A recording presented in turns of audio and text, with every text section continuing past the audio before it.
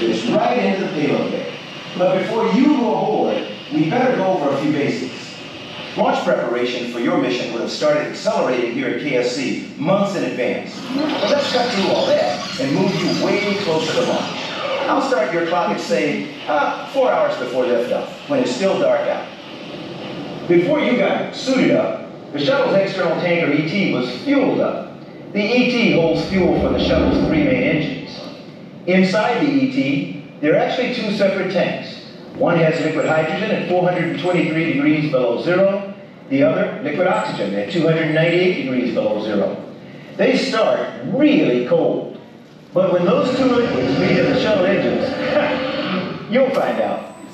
About 2 hours before you launch, you board into orbit through what we call the white room. As you climb through the hatch, that orbit will already seem like it's a living, breathing thing. Then they pull back the access arm and left. Everybody else is smart enough to get out of the area fast. And you and your crewmates are steps to the reason why. Within 400 feet of the pad, flames and heat from the engines will kill you.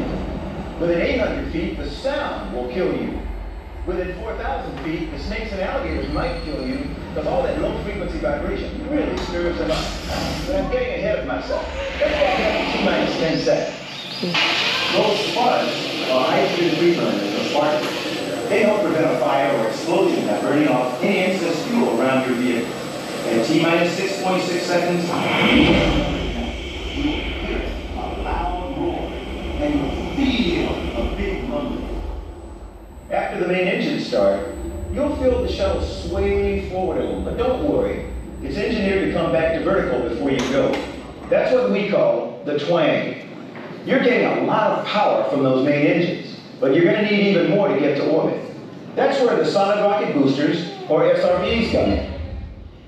These guys were the most powerful solid fuel rocket engines ever flown. The SRBs ignite when the countdown gets to 0, and believe me, you'll know it. Once you fire the SRBs, you can't turn them off. So you're going somewhere. You better just focus up.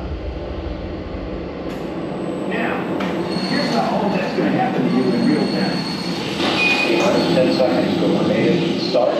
7, 6, 5, 3 engines up and running. 3, 2, 1, and liftoff.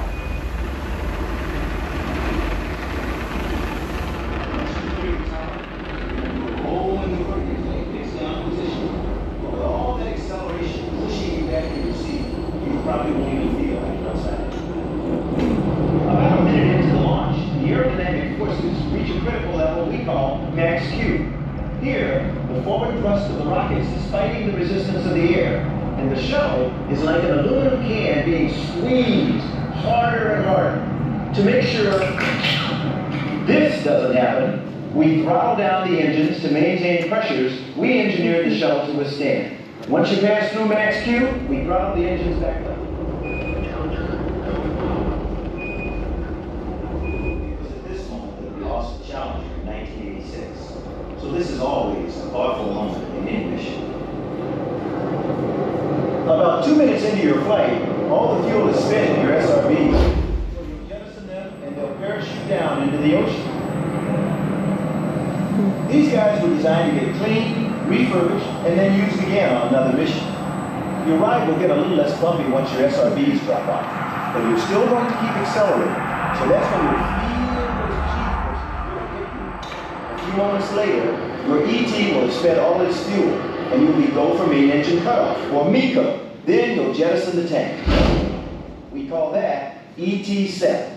The tank will break up in the atmosphere on the way back down. It's the only part of the shuttle system that wasn't designed for reuse. Congratulations, you made it into orbit. That's assuming, of course, there were no malfunctions along the way. Naturally, we have hundreds of contingency plans in case something does go wrong. Take a moment to memorize these now. Got it all? Good.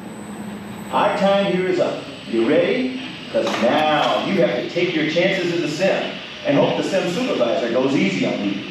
Now it's time for you to experience the sensations of launch firsthand from inside the shuttle. See you aboard.